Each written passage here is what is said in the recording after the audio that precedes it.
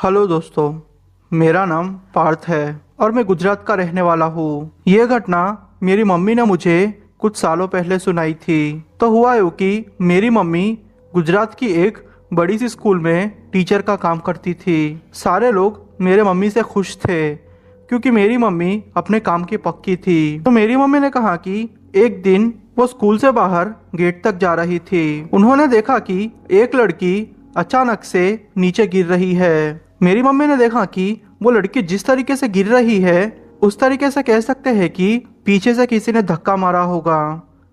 पर जब मेरी मम्मी ने पीछे देखा तो पीछे कोई भी नहीं था। मेरी मम्मी ने उसे बचाने की कोशिश की पर वो नीचे गिर गई। वो सीढ़ियों से अब नीचे गिर चुकी थी। उसके सर से खून निकल रहा था। बहुत सारे लोग थोड़ी ही देर में जमा हो गए। उस लड़की को हॉस्पिटल ले जाने कोई भी रेडी नहीं हुआ। इसलिए मेरी मम्मी और उस लड़की के 3 क्लासमेट चारों मिलके उसे हॉस्पिटल लेने को तैयार हो गए। उस लड़की को वो उठाने की कोशिश कर रहे थे पर मम्मी कहती है कि उस लड़की का वजन जैसी वो दिखती थी उसे 10 गुना ज़्यादा था। उस लड़की का वजन बहुत था।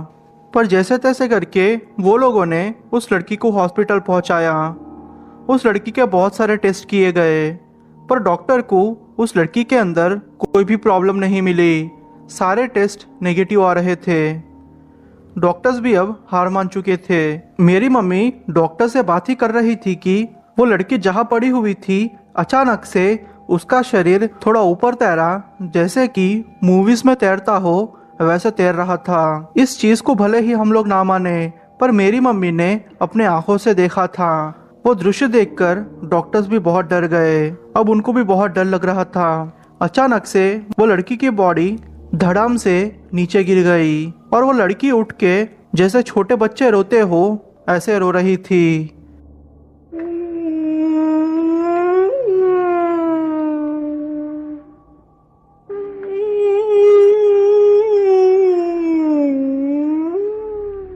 उसकी आवाज सुन के तो मेरी मम्मी और डॉक्टर सारे लोग डर गए। तुरंत ही उस लड़की के मम्मी को बुलाया गया। उस लड़की के मम्मी और उस लड़की के मामा जी दोनों मिलके आए और तुरंत ही उसके मामा जी ने उस लड़की के ऊपर गंगा जल छिड़का, कुछ मंत्र पढ़े और फिर पानी छिड़का। उस लड़की के मम्मी से पूछने पर यह पता चला कि उस लड़की के ऊपर पिछले 2-3 महीने से किसी ने काला जादू करके रखा है और काला जादू करने वाला उन्हीं के परिवार में से है। तो बात यूँ थी कि उस लड़की के पिताजी बहुत पैसे वाले थे और उनके जो भी सगे थे वो गरीब थे और ये लड़की दिखने में भी बहुत खूबसूरत थी। तो कहीं ना कहीं उनके रिलेटिव्स को इस लड़की से जलन होने लगी थी और हाल ही में ही उस लड़की ने स्कूल में टॉप किया था और स्टेट लेवल में जीके में फर्स्ट आई थी। अब वो लोगों से देखा नहीं गया, इसलिए उस लड़की के ऊपर वो लोगों ने काला जादू किया। पिछले 2 महीने से उस लड़की की हालत ऐसी है। कभी कभी तो वो लड़की आधी रात को उठ जाती और बिल्डिंग के ऊपर जाके और फिर नीचे कूदने की कोशिश करती। और एक बार तो उस लड़की ने अपनी मम्मी के ही लंबे बाल काट दिए और उसे जलाने लगी। पर भगवान का खैर है कि झाड़ फूक करने के बाद, बाबाओं को मिलने के बाद उस लड़की की हालत में सुधार आया। मैंने फिर मेरे मम्मी से पूछा कि उस लड़की की हालत अब कैसी है। तो मम्मी ने कहा कि उसकी हालत बहुत अच्छी है और वो लड़की अब नॉर्मल भी हो चुकी है। मैं औरंगाबाद के रहने वाली हूँ। तो हुआ यूँ कि ये घटना मेरे साथ तब घटी जब मैं मेरी कजिन्स के घर पुणे में गई थी। मेरी 3 कजिन्स थी जो कि मुझसे छोटी थी। तकरीबन 2-3 साल वो मुझसे छोटी होगी। हम लोगों ने सोचा कि वैसे भी हम लोग बोर हो चुके हैं तो क्यों ना हम लोग नाइट आउट करें। तो फिर मेरी उन कजिन्स में से ही एक कजिन ने कहा कि पास ही में ही उसके दोस्त का घर है जो कि इससे भी बड़ा है और वो भी हमें इनवाइट कर रही है कि हम उसके घर ही कुछ नाइट आउट जैसा प्लान बनाए। और क्या था, हम सारे लोग रेडी होके उसकी दोस्त के घर चले गए। उसकी दोस्त का घर बहुत बड़ा था। हम लोगों ने फिर थोड़ी देर बातें की और फिर टॉपिक अचानक भूतिया घटनाओं पे मुड़ गया। सब लोगों ने अपने साथ घटी डरावनी घटनाओं के बारे में सुनाना शुरू कर दिया। मेरे कजिन के उस दोस्त ने कहा कि एक बार उसने अपने बेडरूम से बाहर खिड़की के पास कुछ आवाजें सुनी जो कि ऐसी थी कि जैसे 2-3 लोग मिलके खिड़की के बाहर जानबूझ के उसे डिस्टर्ब करने के लिए कुछ ना कुछ बड़बड़ा रहे हो। और वो कभी उनकी बातों को समझ नहीं पाई और जब भी उठती तो वो देखती कि वहां पे कोई भी नहीं है। फिर हम लोगों ने उसे दिलासा देने की कोशिश की कि ये सिर्फ तुम्हारा बुरा सपना होगा। फिर बाद में हम लोगों ने कोल्ड ड्रिंक्स पी और फिर थोड़े स्नैक्स खाए जो कि उसी दोस्त के मम्मी ने बनाए थे। अब तकरीबन 1:30 बज चुके थे। हम लोगों ने सोचा कि अब हम लोगों को सो जाना चाहिए। और हाँ दोस्तों, मैं आपको बता दूं, हम लोग 5 लोग थे। मेरी 3 कजिन्स, मैं और उन कजिन्स की दोस्त। हम 5 लोग नीचे ही गद्दा बिछाकर सो गए। सीन ऐसा था कि मेरी 3 कजिन्स बीच में सो गई थी और मैं एक कोने में थी और उनकी दोस्त दूसरे कोने में थी। हम 5 लोग अब सो गए थे। अचानक से मुझे ऐसा सपना आया कि जैसे कि एक खुले ग्राउंड में अकेली हूँ। और जब मैंने पीछे मुड़ के देखा तो बहुत सारी हड्डियाँ एक गोले में बिछी हुई है और वो गोला इतना बड़ा था कि पूरा ट्रक उस गोले में आ जाए। और मैंने ध्यान से देखा कि कुछ लोग वहां पे बैठे हुए हैं और 4 बकरियों को नीचे सुला दिया गया है। कुछ मंत्र पढ़ने के बाद वो लोगों ने अपने हाथ में एक बड़ी सी तलवार ली और उन बकरों को काट दिया। वो सीन देख के मैं बहुत डर गई थी। मैं चिल्लाना चाहती थी पर पता नहीं क्यों मैं वहां से ना तो हिल पा रही थी ना तो कुछ बोल पा रही थी। और अचानक से उनमें से एक की नजर मेरी तरफ पड़ी। अब मैं उनके चेहरे एकदम साफ साफ देख सकती थी। उनके चेहरे एकदम से काले थे और उनकी आंखें भी एकदम सफेद थी। कुछ भी नहीं दिख रहा था, सिर्फ वाइट कलर ही दिख रहा था। वो देख के तो मैं और डर गई। मैं भागना चाहती थी क्योंकि अब वो साए मेरी तरफ ही बढ़ रहे थे। मैंने फिर हनुमान जी का नाम लिया और जैसे तैसे करके वहां से हिलने की कोशिश करने लगी। हनुमान जी का नाम लेते ही मैं अब भाग रही थी और अचानक से मैं उठ गई। मैं चिल्ला के अपने दूसरे कजिन्स को डिस्टर्ब नहीं करना चाहती थी। जब मैंने उठ के टाइम देखा तो रात के 3:13 हो रहे थे। मेरा शरीर अब पसीने से पूरा भीग रहा था पर जैसे तैसे करके मैंने खुद को दिलासा दिया कि ये सिर्फ एक बुरा सपना है। जैसे तैसे करके मैंने वो रात गुजारी। दूसरे दिन सुबह उठकर मैंने ये सपना मेरे कजिन से और उनकी दोस्त से डिस्कस किया तो उसकी दोस्त ने कहा कि मुझे भी यही सपना आता है। कभी कभी ये सपना इतना भयंकर होता है कि मुझे लगता है कि ये सच में मेरे साथ घट चुका है। एक बार जब वो नहाने गई थी तो उसे एक काला साया अपने बाथरूम में दिखा। फिर उसने आंखें बंद करके अपनी आंखों को मल के फिर से वहां देखने की कोशिश की पर इस बार उसे कुछ भी नहीं मिला। उसने सोचा कि ये उसका भ्रम होगा।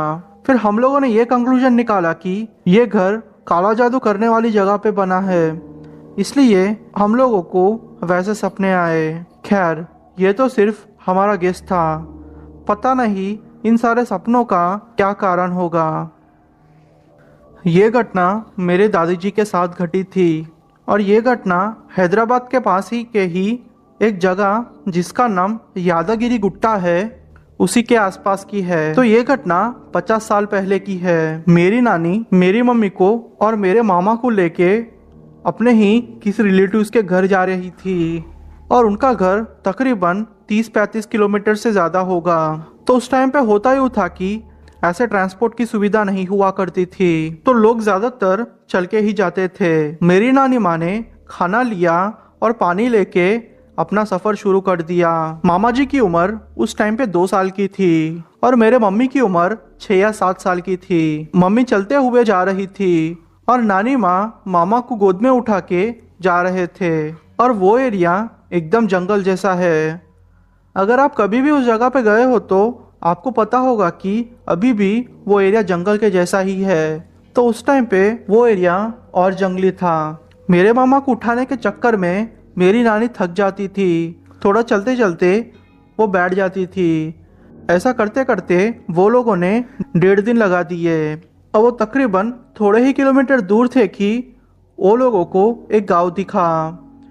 नानी माँ का कहना यह है कि उस गांव से 2-3 किलोमीटर ही उनके रिलेटिव्स का घर है पर नानी माँ को समझ में नहीं आ रहा था कि वो कौन से दिशा में जाए क्योंकि वो बहुत टाइम के बाद अपने रिलेटिव्स के घर जाने वाली थी। तो उन्होंने देखा कि एक बूढ़ी औरत जो कि पेड़ के नीचे बैठी हुई है वो नानी माँ को ही देख रही थी।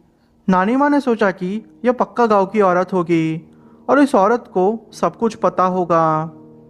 उन्होंने फिर उस औरत से एड्रेस पूछा तो उस औरत ने वो लोगों को एड्रेस बताया। नानी माँ फिर चलना शुरू कर दी। थोड़ी देर के बाद जब वो चल के एक जगह पे पहुंची तो उन्हें समझ में आया कि वो वही घूमते फिरते इसी जगह पे आ रही है। 3-4 बार उन्होंने ट्राई किया। हर बार वो बूढ़ी औरत जो कि पेड़ के नीचे बैठी है नया नया रास्ता दिखाती, पर हर बार मेरी नानी उसी जगह पे आ जाती। अब नानी थक चुकी थी कि अचानक ही उनके पीछे एक आदमी आया जिसकी उम्र 30-35 साल की होगी। उसने कहा कि आप इस पेड़ को क्यों घूर रही हो?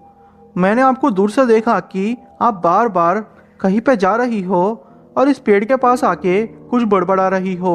तो नानी माँ ने कहा कि वो उस बूढ़ी औरत से बात कर रही है जो कि पेड़ के नीचे आराम कर रही है। फिर उस आदमी ने कहा कि आप क्या कह रही हो, वहाँ तो कोई भी नहीं है। जब मेरी नानी ने अच्छे से देखा तो वहाँ पे कोई नहीं था। उस आदमी ने कहा कि जिस बूढ़ी औरत को आपने देखा है वो एक आत्मा है। वो लोगों को गलत रास्ता दिखाती है और यहाँ वहाँ भटकाती है, और जब लोग थक जाते हैं तो वो उनका शिकार करती है। ये तो आपकी किस्मत अच्छी थी कि आप लोग बच गए। फिर उस आदमी ने मेरी नानी माँ को सही से एड्रेस दिया और मेरी नानी माँ अपने रिलेटिव्स के घर पहुंच गई। उन्होंने खैर मनाई कि उन लोगों की जान बच गई, क्योंकि उनके साथ बच्चे थे और उनके साथ कुछ भी हो सकता था। बस ये तो भगवान की कृपा थी कि उनकी जान बच गई। मेरा नाम अशरफ है और मैं कर्नाटका के एक छोटे से गांव का रहने वाला हूँ। ये घटना मेरे साथ तब घटी जब मैं 8 साल का था। अगर उस दिन मेरे दादाजी नहीं होते तो शायद बहुत सारे लोग उस दिन मारे जाते। तो घटना कुछ ऐसे शुरू होती है। मेरे दूर के रिश्तेदार की शादी थी।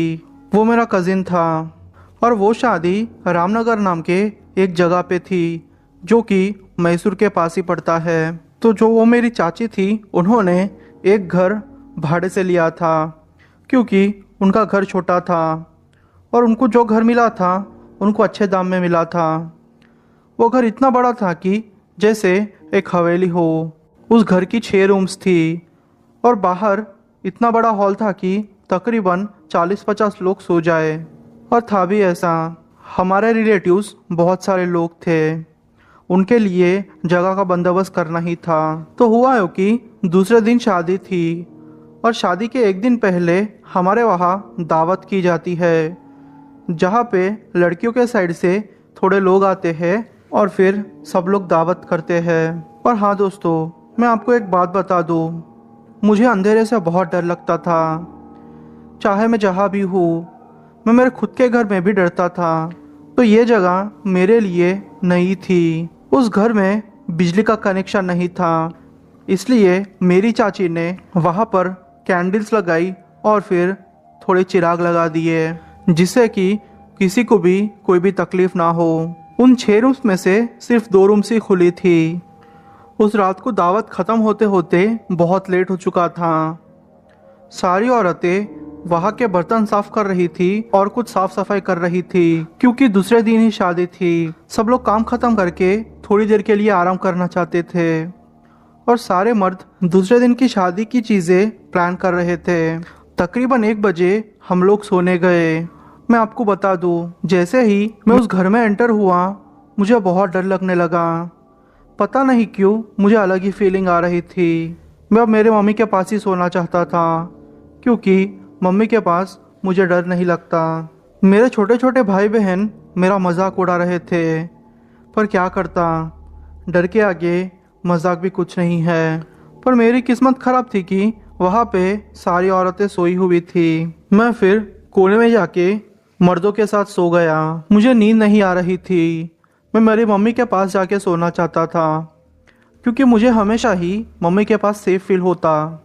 मैं मम्मी को उठा के भी उनको डिस्टर्ब नहीं करना चाहता था क्योंकि वो पहले ही इतना थक चुकी थी कि वो जैसे ही बिस्तर पर पड़ी वो सो गई।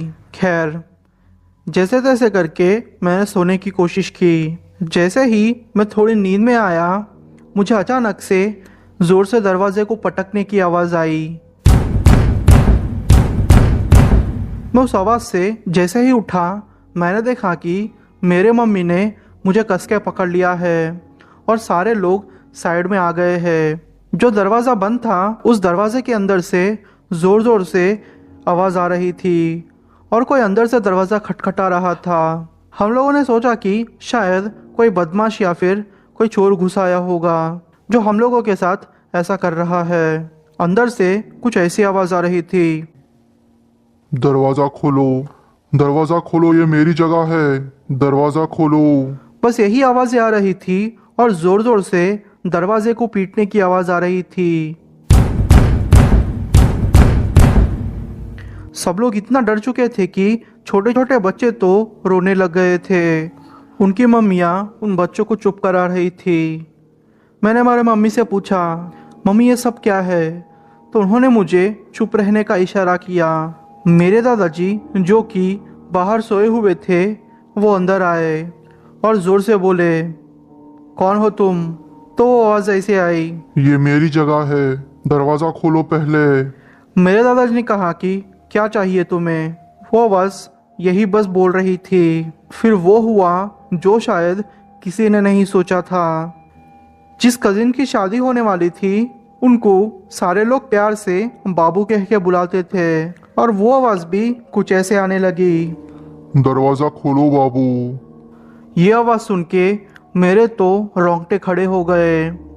अब ऐसी परिस्थिति आ चुकी थी कि ना तो कोई बाहर जा सकता था, ना तो कोई अंदर आ सकता था। और मेरी चाची जी उनके बेटे का नाम सुन के तो रोने लगी। सारी औरतों ने आयतुल कुर्सी पढ़ना शुरू कर दिया और सारे मर्द लोग बाहर डिस्कस कर रहे थे कि अब इसका क्या किया जाए, क्योंकि दूसरे दिन ही शादी थी और इन सारी चीज़ को जितना जल्दी हो सके उतना जल्दी सुलझाना चाहते थे। दादाजी ने फिर मग में से थोड़ा पानी लिया और उस दरवाजे के पास जाके आयतुल कुर्सी पढ़ने लगे और कुछ आयतें पढ़ने लगे। उन्होंने मग के पानी के अंदर फूंक मारी और उस पानी को उस दरवाजे के ऊपर छिड़कने लगे। उस दरवाजे के अंदर से अब जोर जोर से आवाजें आ रही थी, कौन हो तुम? ये सब बंद करो, ये जगह मेरी है। बस यही आवाज़ रिपीट मोड पे आ रही थी और मेरे दादाजी अब जोर जोर से आयतें पढ़ रहे थे और उस दरवाजे पर पानी छिड़क रहे थे। और अचानक से सब कुछ शांत हो गया। सब लोग इतना डर चुके थे कि उस शांति में भी लोगों को डर ही नजर आ रहा था। जैसे ही वो आवाज़ बंद हुई, मेरे दादाजी नीचे गिरने लगे। सारे लोगों ने आके उनको संभाला। उनकी हालत बहुत ख़राब हो गई थी। वो ज़ोर ज़ोर से सांसें ले रहे थे। तकरीबन 15 मिनट तक उनकी तबीयत ऐसी रही। उनको पानी पिलाया गया, डॉक्टर्स को भी बुलाया गया, तब जाके उनकी तबीयत ठीक हुई। उन्होंने कहा कि आज रात सो जाओ, अब कुछ भी नहीं होगा, अब जो भी बातें होगी सुबह में होगी। पता नहीं दादाजी बहुत सीरियस थे। जैसे तैसे करके हम लोगों ने वो रात गुजारी। जब मैं सुबह उठा तो मैंने देखा कि सब कुछ नॉर्मल हो चुका है। औरतें अपना काम कर रही है और मर्द भी सारे अपना काम कर रहे थे। शादी ख़त्म होने के बाद दादाजी ने हम लोगों को बताया कि वो रूह इस घर में बहुत सालों से है और उसको हमारा जाना पसंद नहीं आया। उन्होंने चाची जी से पूछा तो चाची जी ने कहा कि उनके किसी रिलेटिव ने उनको ये घर लेने को सुझाव दिया था, क्योंकि वो घर उनको सस्ते में मिल रहा था। चाची जी ने सबसे माफ़ी मांगी। दादाजी ने उनको खूब डांट लगाई, पर हम लोगों ने खैर ये मनाई कि हम लोगों की ज़िंदगी बच गई, वरना उस रात को किसी के साथ कुछ भी हो सकता था। क्योंकि दादाजी ने कहा था कि अगर आयतें ना पढ़ते तो वो साया बाहर निकलता और किसी ना किसी को मार ही देता। मेरा नाम सत्या है। यह घटना मेरे साथ तब घटी जब मैं कंस्ट्रक्शन कंपनी में काम करता था। तो हुआ यूँ कि हम लोगों का 10 लोगों का स्टाफ था, इसलिए हम लोग पास ही के ही छोटे छोटे घरों में रहा करते थे। और थोड़े टाइम के बाद कंपनी ने और थोड़े लोगों को ज्वाइन किया, जिससे कि जगह कम पड़ने लगी। तो कंपनी वालों ने सोचा कि क्यों ना अपार्टमेंट में शिफ्ट हो जाए जहाँ पे अच्छी सी जगह हो, क्योंकि जो कंस्ट्रक्शन हम कर रहे थे उसको तकरीबन 2-3 साल तो लगने ही वाले थे। इसलिए हम लोगों ने आसपास के सारी जगहों को ढूंढा। तब जाके हमें एक अपार्टमेंट मिला जो कि नया नया बना था। अभी तक उस अपार्टमेंट में कोई भी रहने को नहीं आया था। वो अपार्टमेंट 4 माले का था, जिसमें नीचे के माले पे खाना बनाया जाता था और बाकी के 3 माले लोगों को रहने के लिए। तो ऐसा था कि हर कमरे में 2-2 लोग रहते थे। पहले कुछ दिन तो सब कुछ ठीक रहा। मुझे भी यहाँ पे आके इतना अच्छा लग रहा था कि उस फीलिंग के बारे में मैं आपको एक्सप्रेस भी नहीं कर सकता, क्योंकि जो अपार्टमेंट में हम रहते थे वो अपार्टमेंट भीड़ से बहुत दूर था। सब कुछ ठीक चल रहा था, पर एक रात की बात है, हम लोगों ने देखा कि हमारे अपार्टमेंट से करीब 100 मीटर की दूरी पर पीछे के साइड में एक स्मशान है और लोग वहाँ डेड बॉडीज को लेके जला रहे थे। सच बोलूँ तो उस फीलिंग के बारे में सोचते ही मुझे अभी भी डर लगता है। आप ही सोचिए, रात के टाइम पे जब आप किसी बॉडी को जलते हुए देखोगे तो आप कैसा महसूस करोगे। ये चीज़ वही समझ सकता है जिसका घर या तो फिर जिसने ये सारी चीज़ें देखी हो। अब काम का प्रेशर बहुत था, इसलिए हम लोगों ने इस सारी चीज़ को इग्नोर किया। इस चीज़ पे हमने ज़्यादा ध्यान नहीं दिया। थोड़े दिन ऐसे ही बीत गए। मेरा जो रूममेट था वो आधी रात को चिल्लाता और उठ जाता और कहता कि किसी ने उसके पैर को खींचने की कोशिश की। मैंने उसे कहा कि भाई देख, तूने कोई सपना देखा होगा, इसलिए तू सो जा। वो भी मेरी बात मान के सो जाता। पर दूसरे दिन उसने ये बात सारे लोगों से कही। उसने पहले तो सोचा था कि ये मजाक मैं उसे कर रहा हूँ, पर जब वो उठता और मुझे देखता कि मैं सो गया हूँ तो वो काफ़ी डर जाता और भगवान का नाम लेके सो जाता। सब लोगों ने उसे कहा कि ये पक्का उसका वहम है। हमारे ही 20 लोगों के स्टाफ में एक बावर्ची था जो कि हम सबके लिए खाना बनाता था। वो कहता था कि किचन में उसको कोई हो ऐसा महसूस होता है। कभी कभी तो बर्तन ऐसे ही गिर जाते हैं। उसको बहुत डर लगता, पर वो ये बात किसी से शेयर नहीं कर सकता था, क्योंकि शायद लोग उसका मजाक उड़ाते। अब सच बोलूँ तो हम 20 लोगों के स्टाफ में ही इतना डर पैदा हो गया था कि हम 8 बजे के बाद किसी के रूम में जाके मिलते भी नहीं और सो जाते। दूसरे दिन उठ के काम में चले जाते। बस ऐसा ही रूटीन हमारा हो गया था। जो मेरा रूममेट था, मेरा अच्छा दोस्त था, उसकी तबीयत अचानक से ख़राब होने लगी। उसका वज़न काफ़ी हद तक कम हो गया था। उसने फिर थोड़े दिनों की छुट्टी ली। एक दिन जब मैं अपने काम से लौटा तो मुझे खबर मिली कि जो मेरा रूममेट है उसका पैर टूट गया है। तो मैं उसकी खबर लेने के लिए हॉस्पिटल चले गया। मैंने जब उससे सारी चीज़ें पूछी तो उसने कहा कि वो खाना खाने के लिए नीचे जा रहा था। उसने देखा कि सीढ़ियों पे एक बूढ़ी औरत चलते चलते किचन की तरफ जा रही है। उसने सोचा कि शायद ये उसका भ्रम होगा, पर वो अपना डाउट क्लियर करना चाहता था, इसलिए वो उस औरत के पीछे ही किचन में चले गया। उस टाइम पे किचन में कोई भी नहीं था। जब उसने किचन का दरवाज़ा खोल के अंदर देखा तो अंदर कोई भी नहीं था। वो ये देख के इतना डर गया था कि वो भागते भागते ऊपर जा रहा था। अचानक से उसे ऐसा महसूस हुआ कि किसी ने उसको पीछे से पकड़ लिया है और उसको इतना ज़ोर से नीचे गिराया कि वो हवा में तैर के नीचे गिर गया और उसका पैर टूट गया। ये बात भले ही मानने में ना आए, पर मेरे साथ ऐसा हुआ था। उसकी स्टोरी सुन के अब तो मैं बहुत डर गया था। हम लोगों ने अपनी कंपनी से एप्लीकेशन लिखी कि चाहे कुछ भी हो जाए इस अपार्टमेंट में नहीं रहना, और हमारी कंपनी करती भी क्या। कंपनी ने फिर सारे वर्कर्स को दूसरी जगह शिफ्ट कर दिया और थोड़े दिनों तक उस अपार्टमेंट में पूजाएं चली, मंत्र पढ़े गए, तब जाके सब कुछ नॉर्मल हो गया। अब हम लोग फिर से वही अपार्टमेंट में रहते हैं और अब सारी चीज़ें एकदम से नॉर्मल है। मेरा नाम मोहन है और मैं गुजरात के एक छोटे से गांव का रहने वाला हूँ। ये घटना मेरे साथ तब घटी जब मैं मेरे दोस्तों के साथ मूवी देख के वापस घर आ रहा था। हुआ यूँ कि हम लोगों की फेवरेट पिक्चर पर्दे पे लगी थी और हमारे गांव में कोई भी थिएटर नहीं था। सबसे पास का थिएटर तकरीबन 5 या 6 किलोमीटर का था। ये बात बहुत बहुत सालों पहले की है, तकरीबन 30 साल पहले की ये बात है। उस टाइम पे ज़्यादा ट्रांसपोर्ट हुआ नहीं करता था और पैसे भी उतने हमारे पास नहीं थे। हमारे पास इतने पैसे थे कि हम बस मूवी को देख सके, उतने ही पैसे हमारे पास थे। हम लोगों ने सोचा कि 2-3 घंटे पहले निकलेंगे तो चलते चलते वहाँ पहुँच जाएंगे, क्योंकि हमारे पास इतने पैसे नहीं थे कि हम कोई भी ट्रांसपोर्ट करें, और वैसे भी उस टाइम पे ट्रांसपोर्ट बहुत कम था। हम लोग चलते चलते टाइम पास करते करते मूवी देखने गए। मूवी ख़त्म होने तक रात के 1 बज चुके थे। हम लोगों ने सोचा कि जल्दी जल्दी चलना शुरू करते हैं, क्योंकि हम सारे लोगों के घर खेतों में थे। तो सीन ऐसा था कि मेरा घर सबसे लास्ट में था। घर पहुंचते पहुंचते रात के 2:30 बज चुके थे। हमारे गांव में पहुंचते पहुंचते रात के 2:30 बज चुके थे। मैंने फिर मेरे दोस्तों को अलविदा किया और अपने घर के तरफ चलने लगा। हमारे घर के बीच में एक छोटा सा पेड़ पड़ता है, जिसके चारों ओर छोटे छोटे पेड़ है। दूर से ऐसा लगता है कि जैसे 5-6 आदमी बैठे हुए हो।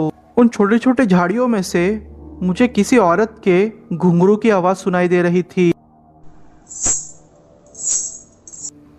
मैंने सोचा यह पक्का कोई कीड़ा होगा, इसलिए ज़्यादा सोचे बिना मैं आगे बढ़ते जा रहा था। अचानक से मेरे पीछे से मुझे वो आवाज़ फिर से सुनाई दी। अब वो आवाज़ मैं साफ साफ सुन पा रहा था। वो पक्का किसी घुंघरू की आवाज़ थी। मेरे मम्मी ने मुझे कहा था कि एक चुड़ैल है जो कि ये सारे नाटक करेगी, चाहे कुछ भी हो जाए। तुम्हें पीछे मुड़ के नहीं देखना और डर से कोई भी आवाज़ नहीं निकालना। अगर उसको पता चल जाएगा तो वो तुम्हारा पीछा नहीं छोड़ेगी। मैं इस बात को मिस कर गया था और मेरे मम्मी से मैंने कहा था कि मैं मूवी देखने के बाद दोस्त के पास ही सो जाऊंगा, इसलिए उन्होंने कुछ नहीं कहा था। मुझे मेरी मौत अब मेरे सामने नज़र आ रही थी, क्योंकि ये चुड़ैल इतनी खतरनाक थी कि आप लोग इमेजिन भी नहीं कर सकते। पिछले 15 साल से वो चुड़ैल वही इलाके में रहती थी। वो मुझे ज़ोर ज़ोर से बुला रही थी, मुझे पीछे मुड़ने को कह रही थी, पर मैंने आगे से ही कहा कि तुम यहाँ से चली जाओ, तुम्हें क्या चाहिए। वो हंसते हंसते अब मुझे ही बुला रही थी। मैं समझ गया था कि आज ये मेरा पीछा नहीं छोड़ेगी, इसलिए भगवान का नाम लेते लेते मैं अपने घर के पास पहुंचा और बिना कुछ बोले जोर जोर से दरवाज़ा खटखटाने लगा। और पता नहीं मुझे क्या हुआ, मैं वहीं गिर गया। मेरी आंख खुली तो मैं दूसरे दिन अपने घर के अंदर पड़ा हुआ था। पूछने पर पता चला कि मैं बेहोश हो गया था। मैंने रात की सारी बात मेरे मम्मी पापा से शेयर की। पहले तो उन्होंने मुझे डांट लगाई, पर उन्होंने बाबा को बुलाया, जिन्होंने मेरा झाड़ फूंक किया और कहा कि अच्छा हुआ तुमने पीछे मुड़ के नहीं देखा, वरना तुम्हारे साथ क्या हो सकता था तुम ये सोच भी नहीं सकते। तुम्हारी लाश मिलती या तो फिर तुम मिलते ही नहीं। ये तो भगवान की कृपा है कि तुम अभी जिंदा हो।